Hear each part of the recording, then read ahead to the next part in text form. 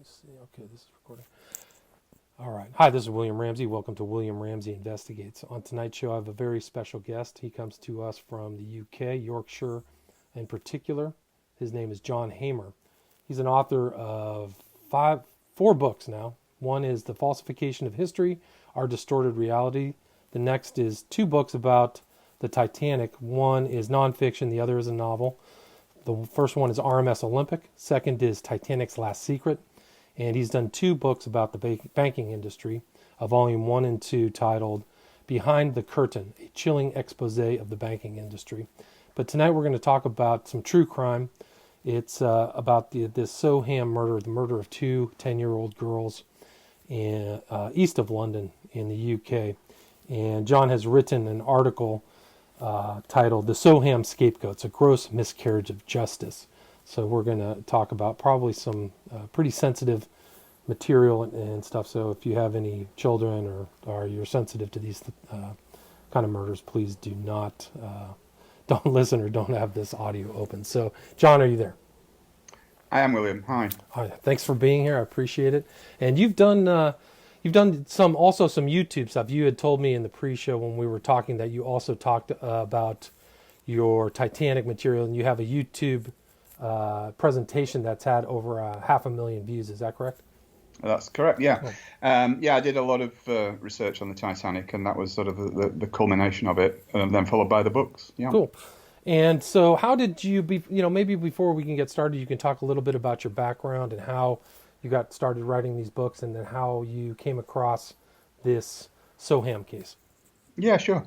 Yeah, well, I spent most of my working life in IT, chained to a corporate desk, various roles within the IT industry until I was sort of forced into retirement a few years ago through redundancy.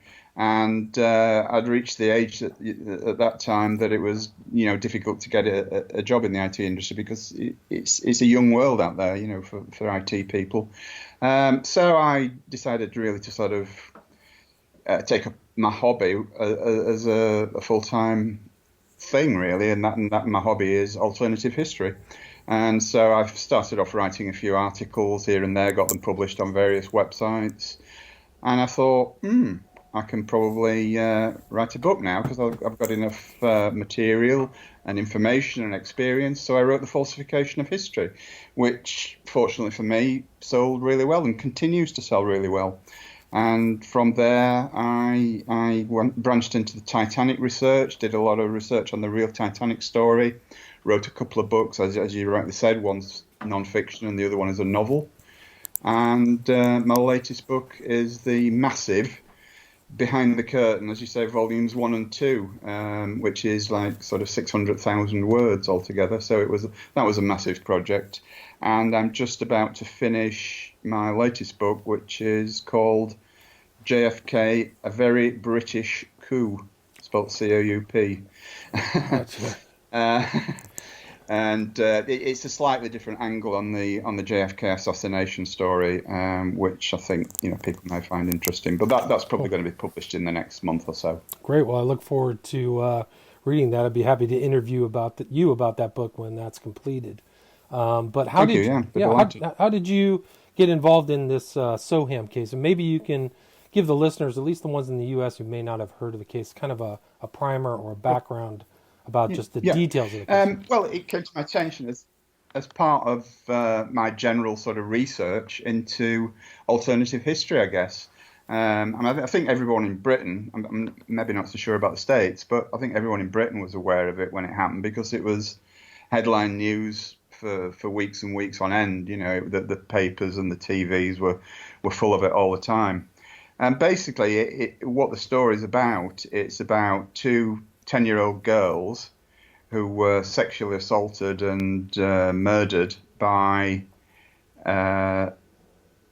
certain people, and this is the controversy that we're about to talk about. These two 10-year-old girls lived in a small market town in rural England, and the incident took place in August 2002. And the problem is when the mainstream gets hold of a story, they really go to town with it, as you probably know. And I was absolutely shocked when I read certain, shall we say, criticism for what had actually gone on behind the scenes, and I started to look deeper into it, and I came across all sorts of interesting information that really made me think that actually the official story is not true at all.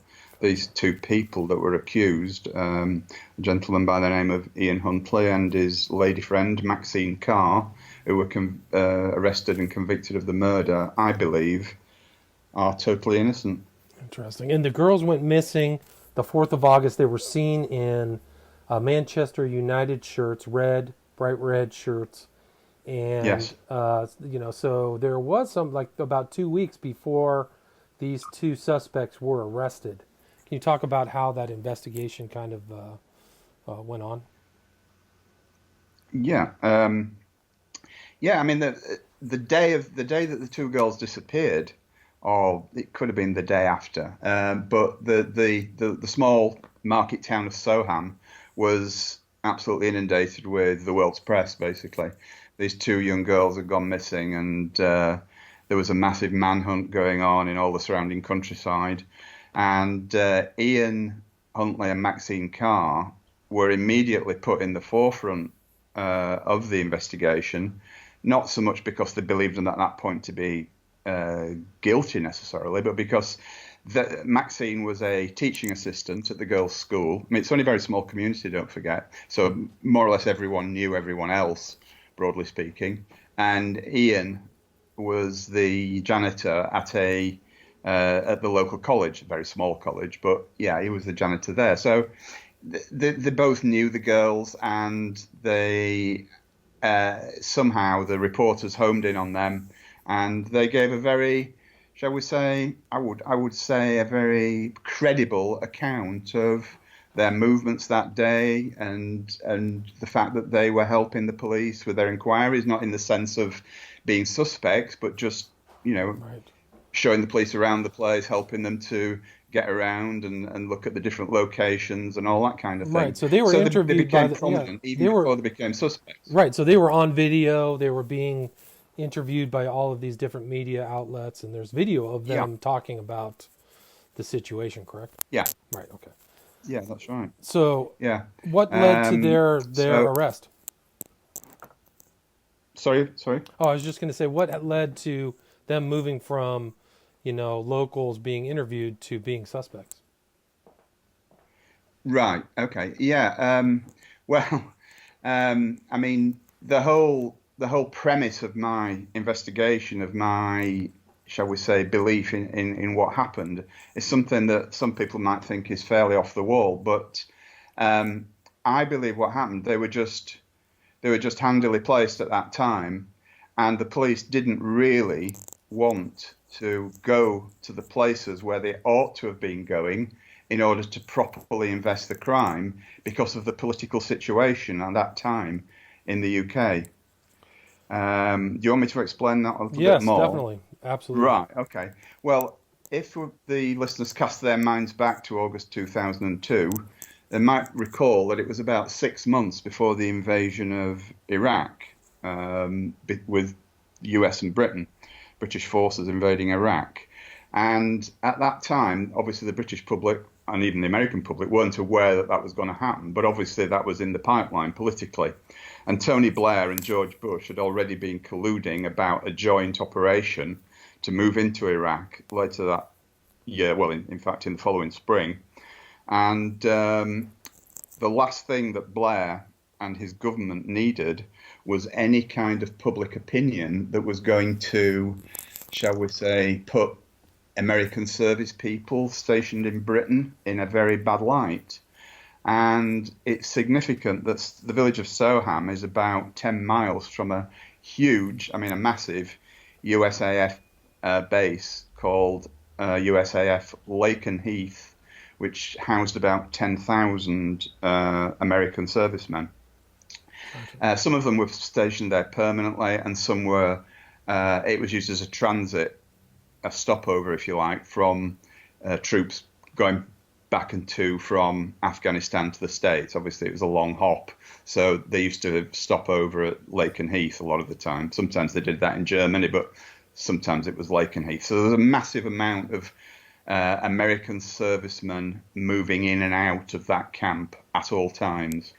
But the point, sorry, I've gone off the point a little bit there. But the point of it is the fact that Blair could not risk actually investigating as to whether it could have possibly been an American serviceman that had done this dirty deed, because he didn't want to turn public opinion against the US or its servicemen in any way because of what was in the pipeline and what was about to happen. Like they in a few knew months' that time. it was going to happen. Gotcha.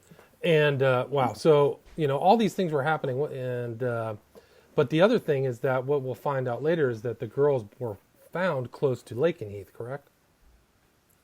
They were found in a ditch on the perimeter fence of Lakenheath Air Base, yeah. Right. So that also kind of implicates these Lakenheath and Mildenhall, these two American, and there's also huge actually bases. Yeah, there's also the UK also does have some air bases around there as well. So there's definitely a military presence in that area. Huge military presence in that area, yes. So the girls were found. Do you remember the exact date when they were found? They went missing the 4th of August. Do you remember when they were found?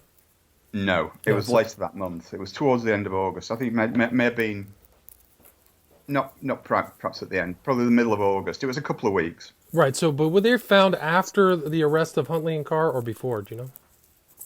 They were found after the arrest. After, gotcha. So they didn't even have, but they also found that when the girls were found, they were in an advanced state of decomposition, correct? Yes, they were. They'd been dead, obviously, for 2 or 3 weeks. I can't remember the exact timescale. But it was also obvious that they weren't put there immediately after they died. They were probably dumped there at some stage shortly afterwards. Gotcha. Because they would have been found a lot sooner if they had been. That was the point. So they must have been hidden away, and I suspect somewhere on the huge airbase. There's a lot of unused buildings, hangars, right? Yeah, exactly. And there would have been, a myriad of places to hide a couple of small bodies, and then to dispose of it when the time was felt to be right. Yeah. And absolutely. The other thing is that was kind of a distance from where Huntley was residing. It was something like a 16-mile drive, right? I think it was. Yeah, I think it was 10 miles. I had in my head, but you might be right. I can't remember the exact mileage, but yeah, it was a bit of a drive. Not horrendous, but yeah. So what I mean, the other thing was, why on earth would anybody in their right minds drive 10 miles and dump a body somewhere where they were bound to be seen, because there was so many comings and goings of different people. It was such a busy spot.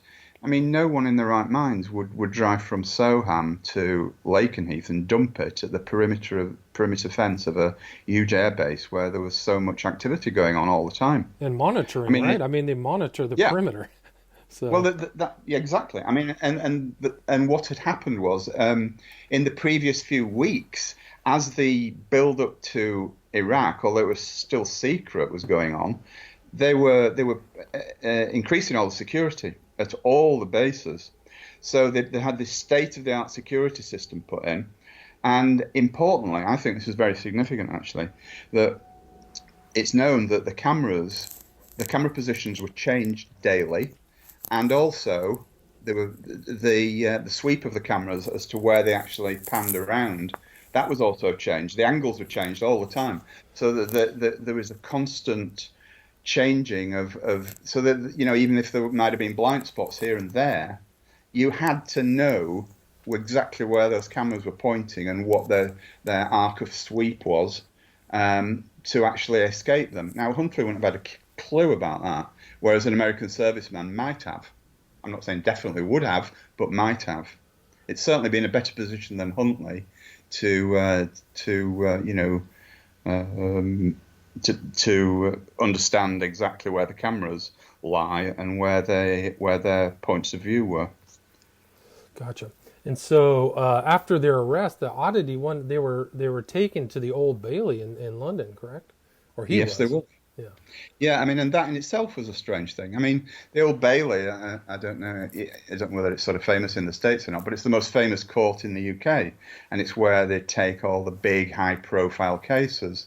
But this, okay, yeah, it was a high-profile case, but usually for something of that nature, apart from the fact that this had been blown up into massive proportions by the press, I believe, just to get the point across that these people were evil and all the rest of it, I believe that, it could have been done locally. I mean, it should have been done locally. That there are high courts all over the country, and it's unusual, shall we say, for something like that to be moved to the Old Bailey.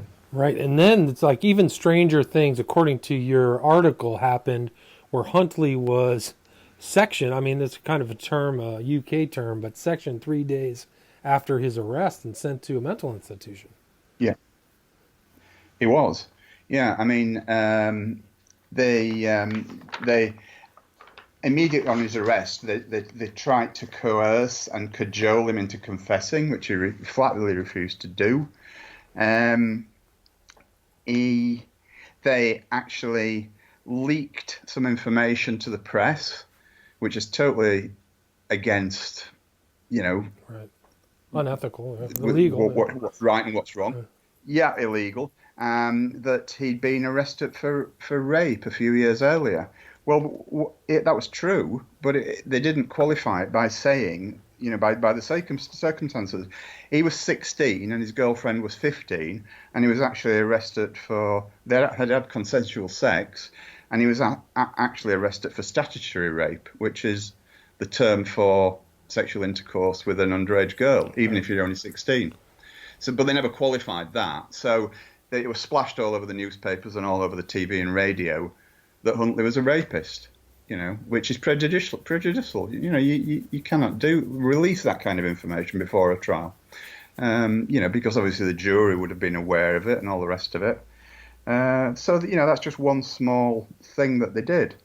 And then they brought in, after about 3 days when he'd not confessed, they brought in a team, not just but a team of psychiatrists who allegedly pumped him full of all sorts of stuff, and he was certified insane and carted off to the most brutal, violent hospital for the criminally insane in the UK, and it's got an appalling reputation.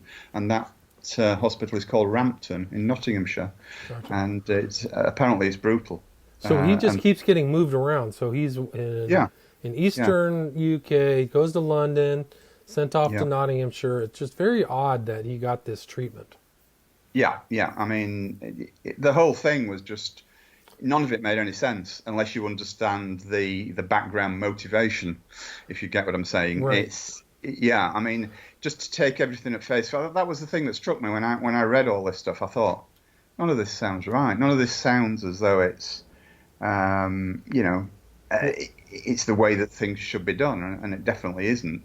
But a lot of people don't look too deeply, as we know, and these things just get glossed over, and people shrug their shoulders and get on with their life. And that's what the people who perpetrate this kind of stuff depend on, unfortunately. And there was no forensic evidence they could find in his house or indicating in his car that he had transported any bodies, correct? Absolutely correct. They found no DNA in his home, where they eventually decided that that's where the murders had taken place. They found no DNA in his car after he'd driven 10 or 16 miles or whatever the distance was on bumpy country roads with 2 bodies in the trunk. They couldn't find anything. I mean, the weakness of the case was highlighted for me by the fact that the prosecution in the trial actually came out with a statement that he said that one of the police officers that had gone to Huntley's home to examine it, one of the forensic guys, he'd smelled a lemony smell from a type of disinfectant, indicating that Huntley had recently cleaned the house. Well, I'm sure there must be a queue of ardent criminals queuing up to buy this magical lemony disinfectant that gets rid of all DNA traces. I'm sure that would be a massive bestseller in the criminal underworld. Right. It just doesn't do that, does it? We know that cleaning does not remove DNA. There are always microscopic spots of DNA in any crime scene, any violent crime scene. Right. It would have had to have been And violent too. that was the sum total of the prosecution's evidence, in effect, apart from the other lies that they told. Right. I think you had written that the prosecution stated that no one would have seen him dump the bodies right near a ditch near the Lakenheath, which, according to you and kind of how these air bases work, there's all kinds of monitoring and video and all this stuff like that. Yeah, absolutely, absolutely. And it's quite a busy road that runs past it as well. So there would have been traffic, and I'd really believe for someone to put that body there, I think it would have been someone who knew much more about that particular location than Huntley could possibly have done. Now, there's like, when the trial started, did Huntley ever make a statement or admission that the girls had died in the house? Had anything that he said Never. implicate? Okay, because that's He never said anything at all that would implicate him in the crime. But again, this is where the lies come in at the trial. The prosecution actually lied. By the way, Huntley didn't appear at his own trial. That's amazing. Which, believe it or not, Huntley did not even appear at his own trial. And so this enabled the prosecution to, get away with lies. And then the lies that they told were that Huntley and Carr had confessed, and B, that he admitted that the girls had ever been in his home. And those statements were blatantly untrue.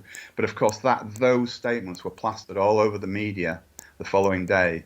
And people, if a lie, the old saying, isn't it? If a lie is repeated often enough, it becomes the truth. That's true. And that is exactly what happened. Right. Well, I know similar things have happened in the West Memphis 3. They just keep repeating things. These guys they keep saying that convicted for a crime they didn't commit and all this stuff. And it's like, the evidence says something else. So Yes. So then so Huntley ends up, do you know how long the trial was, or what other elements show or indicate that he was not involved in this death? Weren't the prosecution alleged that the girls' 2 shirts were found at his place of work, correct? Yes. In a bin, a container. He at the college where he worked, there was a huge sort of storage building. It was called a hangar. It wasn't like an airplane hangar. It was just like the nickname for the building, if you like. It was called the hangar, and it was just where all the general cleaning and maintenance stuff, like the lawnmowers and all that kind of stuff. A big hut, in effect, where all that stuff was stored, and they found the shirts there. But that was quite a while after the event, and in the meantime, what they didn't tell you, certainly not after the shirts had been found, they told you beforehand, was that there'd been scores of volunteers roaming around that hangar looking for traces of the girls to see if there was anything there. People are just completely, if this was supposed to be or potentially a crime scene, the fact that they just allowed people to just roam all over the place, it was crazy.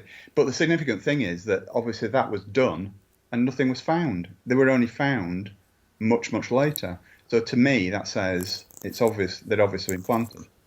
Because surely Huntley wouldn't have been stupid enough to stick them in a bin at the place where he worked. That would just be ridiculous. Were the girls, when they were found, were they nude? Were they did not have their clothes? Right. Yeah, they were nude. Gotcha. Yeah. So that was when they found it. Didn't they say that he tried to burn them or something? Like they were partially burned? Is that right? Yeah, they did. It was as though they'd sort of tried to burn them, but not succeeded. No, I mean those even that is suspicious. Like, exactly. I mean, those shirts, soccer shirts. They just, they're so flimsy. They would just go up in a puff of smoke, basically, if you set fire to them. Maybe not quite as dramatic as that, but you know what I'm saying. I mean, Right. they're not hard to burn, put it that way. Right. Well, it's even more suspicious that somebody would try to burn it and then do a half job and then Yeah, save it. Like it just doesn't. yeah, That's also. It looks like absolutely. evidence planting. And there was no DNA of Huntley or Carr found on the shirts, and there was no DNA of the girls either found on the shirts, believe it or not. Right. Oh, Now, their now own those, shirts. Right. yeah, those shirts are so easy to buy. I mean, any sports shop in the UK, you could go in and buy a Manchester United shirt. You could buy them online. I Sure. think you could in 2002, but yeah, they're so easy to get hold of. I mean, they could have got those shirts from anywhere and planted them. That wasn't a big deal. So then he. Let's see. He. Let's see. So do you think that the mental illness was not an attempt by Huntley to feign mental illness, or do you think that they wanted to impose mental illness upon him? Yeah, I think they wanted to impose mental illness on him because they didn't want him to A, appear at his own trial, and B, talk to anyone ever afterwards again. I mean, I think the poor guy was probably subjected to stuff that goes on in Guantanamo and the Soviet gulags of yesteryear. I think it would have been that kind of scenario. Maybe not as extreme as that, to be fair, but there would certainly been a lot of sleep deprivation, I guess, and all that kind of good stuff. The police get up to, and whoever else was involved, probably MI5, I would imagine too, which is, the British internal security service. Yeah, I mean, I think they certainly would have pumped him full of drugs.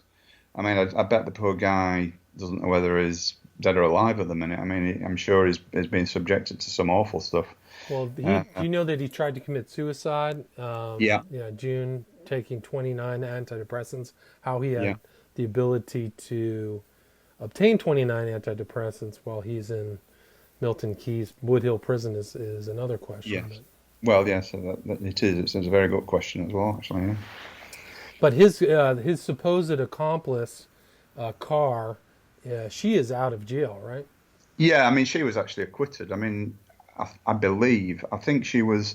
She wasn't charged. I don't think she was charged with the murder. I think she was. She was given a lesser charge for Perverting the course of implicating Huntley. justice. I'm Yeah. not. I think that she lied Yeah, for him is that's what right. they Perverting accused that her was the of. one, which just basically means lying to. I don't know if they have the same phrase in the States, but it just means lying to the police, basically. Right. Yeah, and either she got off from it. I can't remember whether she was acquitted or whether she was found guilty and just served a very short sentence. But she was out very quickly anyway, and she was given a new identity and Right. similar to the witness protection. Right. She served 21 months and then tried to Oh, did she? Right. sell a book. I don't even Okay. know what happened and whether that book came out or anything like that. No. To be fair, I didn't follow her case up at all. I didn't really sort of follow what happened to her. I was more concerned with Huntley. So yeah, you could well be right. I've not really researched that aspect of it at all, to be fair, William. So your theory of the case, not Huntley, that the interest of the government was to cover up any type of murder by somebody from an American airman, and Yeah, in the interest of continuing down the road towards war with Iraq. Nothing that exactly. would make the Americans look bad. Which, we talked in the pre-show about how many incidences of American troops Mm, brutalizing the local public there are in the world, really. It's not yeah. just, it wouldn't be just in the UK, it would No. be in Okinawa, all over the place, Yes. really. I mean, even in Haiti, people who were established in so-called peacekeeping missions often are implicated in all types of vicious abuse, whether it's in Mm. Africa or even Iraq for that matter. So, Yeah, absolutely. I mean, anywhere where there are foreign, troops stationed, there's going to be that kind of thing. I don't think it's a peculiar issue to the American forces. And as I said to you as pre-show, um, you know, British troops have got a pretty bad reputation for it as well. And I think as you said, it's symptomatic of that kind of. They live in a brutal environment, don't they? That their whole lives are about brutalization of either the enemy or and so it's hardly surprising that they do behave in that way because they're surrounded constantly by violence and they're Right. encouraged all the time to be violent. And if I may touch on something else as well, Sure. at the time, connected at the time, and probably still going on now, American troops are subjected to all kinds of vaccinations and a lot of the time, I have to say, these vaccinations are untested. Right. Now, at that time, there was a particular, I don't know the name of it, but it was an anti-malaria drug which had been given en masse to American troops everywhere. And it was later discovered that it actually encouraged violence and it also created psychotic episodes. Wow. Yeah, Probably by design, right? They probably were given possibly. that. Yeah. I wouldn't Yeah. be surprised at all if the American military did that. We Yeah. know militaries have dosed people. The Nazis gave their troops, amphetamines and all kinds of things, Yeah, sure. Yeah. So, And there was one particular incident as well, harping back now to what you were just saying about American troops all over the place. Strangely enough, in that same week that the two little girls were killed, 4 American service wives were killed by their 4 husbands wow. at the same time upon their return to the States to Fort Bragg in North Carolina, if that means Yeah, anything that to does. anyone. Absolutely. Yeah. Now, that was the same week that these little girls were murdered. Now, is that a coincidence or what? It certainly begs the question. 5 incidents in effect of extreme violence like that, Yeah. and that's 4 remarkable. all at the same, army base, as well as the incident in England as well. And it just makes you wonder whether there is any connection there. Well, those are the stories that come forward too. You have to imagine that the military's real goal in these stories is to cover them up and not talk about them publicly. And they've had people trying to leak information and leak videos and things like that. But what you see in the public is disturbing. But it doesn't mean that that's all of the incidences that are occurring.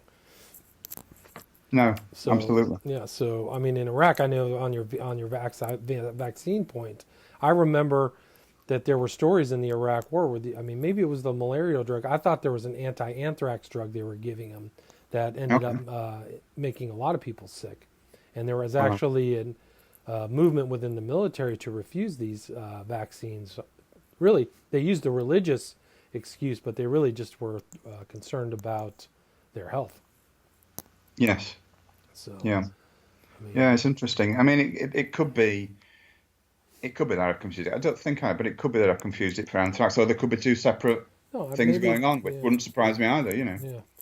No, it's remarkable. So yeah, there's definitely a story. I mean, you can talk about My Lai in Vietnam. You can talk. I mean, the whole Vietnam War was an exercise in incredible brutality against the civilians. Absolutely. So the military bases definitely, and you have people filtering back from Afghanistan.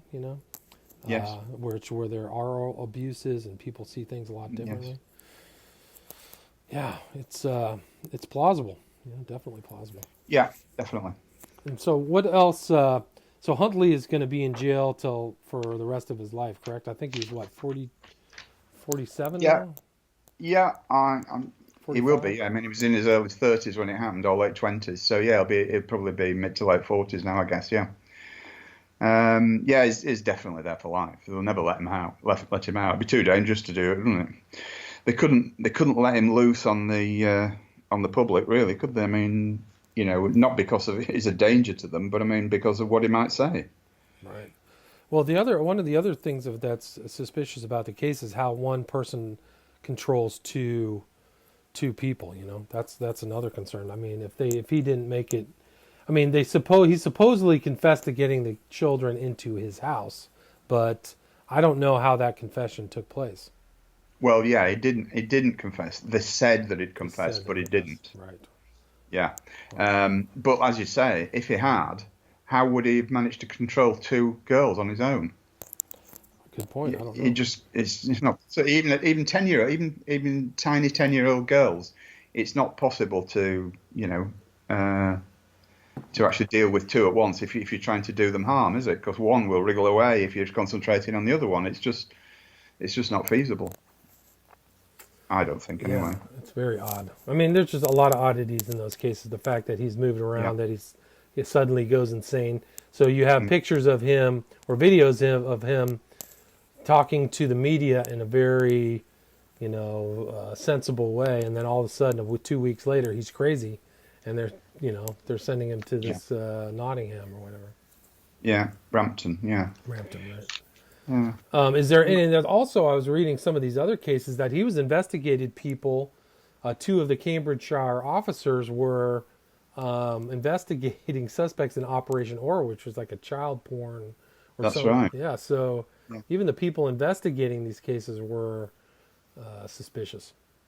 Yeah. And one of them was actually because he was. I think what was happening was he wasn't going along with the official line, and they actually accused him of being a paedophile himself. So he was the guy investigating the paedophiles, but he was actually accused of being a paedophile. But it was just again, it was a fit up, a frame up, just for actually stepping out of line. I think. And I didn't follow that through. I can't remember what actually happened to the guy, but I just remember reading that particular thing. And have you heard of Mark Richard Hobson? Didn't he have an encounter with Huntley? Did you hear that? No, I didn't Yeah, I know. guess Hobson tried to kill Huntley in jail. Hobson was a multiple killer or something in Yorkshire. Do you remember? Do you know that story? No, I don't. Yeah, I guess there was something about it. Killed 4 people in North Yorkshire, England in 2004. Okay, yeah, Spark, yeah. that sounds familiar. I mean, yeah, but yeah, I don't recall the name, but yeah.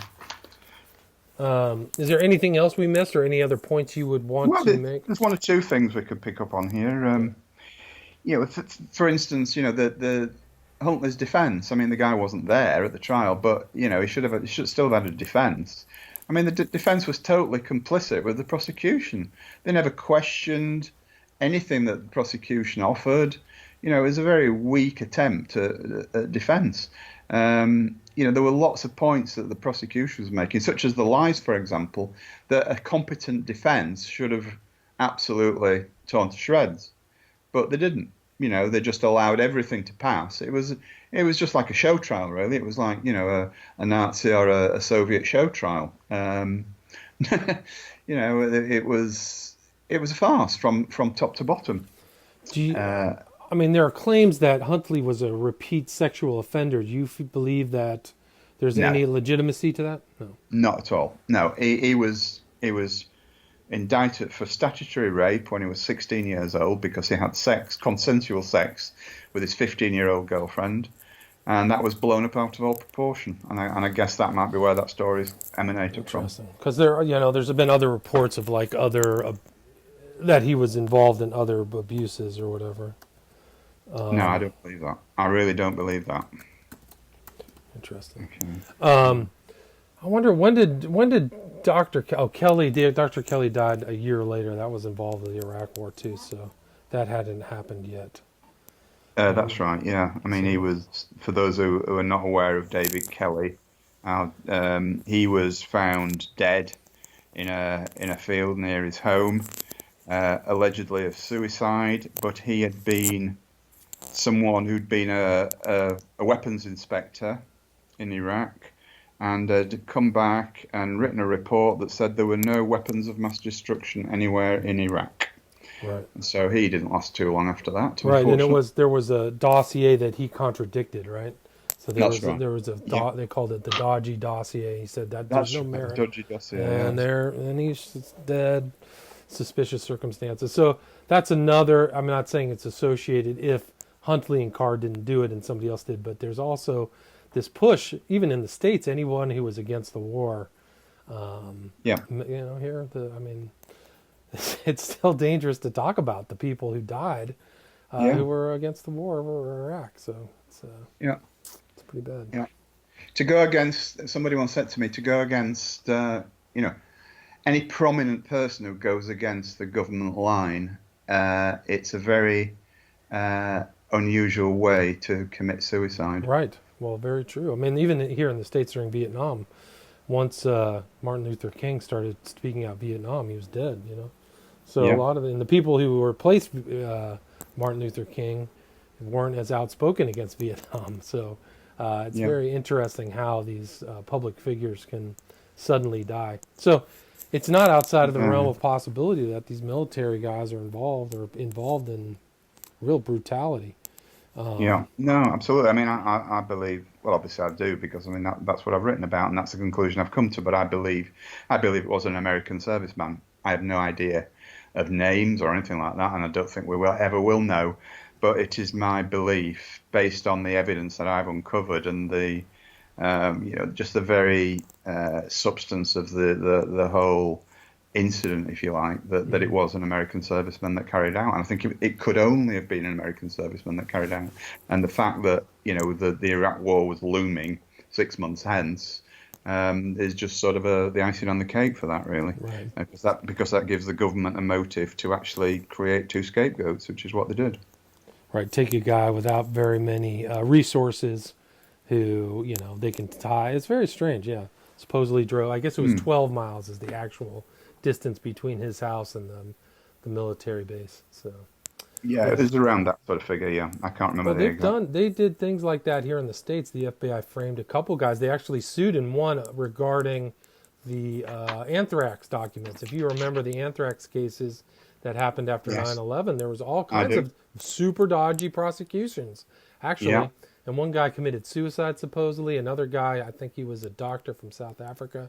I can't remember his name, but there were all kinds of trying to label on him. And he won a multi-million-dollar judgment, if my memory serves me correct. There's a really. professor out of, whose name escapes me right now, who covered the real kind of machinations, the Byzantine machinations of these inquiries into the anthrax. And they were definitely trying to, I mean, in my opinion, they were definitely trying to find somebody to blame who wasn't the perpetrator of the anthrax letters.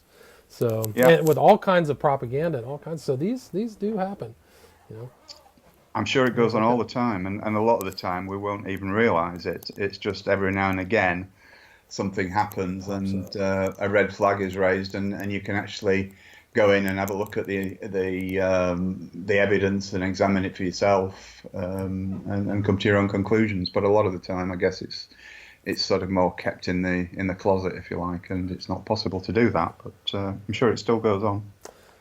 All right, John, we are now at the 45-minute mark. And where's that presentation on the Titanic? Do you know what the title of that presentation is? I can tell you in 1 second. Okay. Was there anything about the Uh, Soham case that we didn't cover that you want to no, finalize with? Okay, good. I think that covered it Cool. well. I think that was a good ending. Yeah. We're still recording, but so you have a half a Yeah, million YouTube viewed thing on the Titanic. And yeah. while you're looking at that, maybe where can people find your work? Okay. Yeah. If you go to Amazon.com or Amazon.co.uk, and search for John Hamer, search in the book sections for my name, John Hamer. They're all on a page there. Gotcha. It's Hamer, just like it sounds. Yes. The YouTube video, Hamer, yes. The YouTube video is called The Titanic Conspiracy, The Great Deception by John Hamer.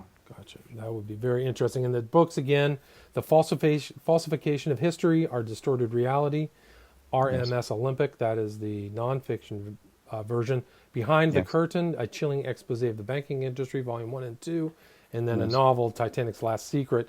And you also do you have a blog or you write articles? Is that correct? Yeah, I have a website, yeah, a blog with articles on there, which I update not as often as I would like to, but it does get updated quite a bit. There's about 150 articles on Cool. there, and Big. that is falsificationofhistory.co.uk. Gotcha. Cool. All right. John Hamer.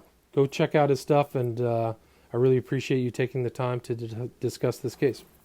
Thank you, William. It's been my pleasure to speak to you. All right, cool. All right, I just stopped the recording.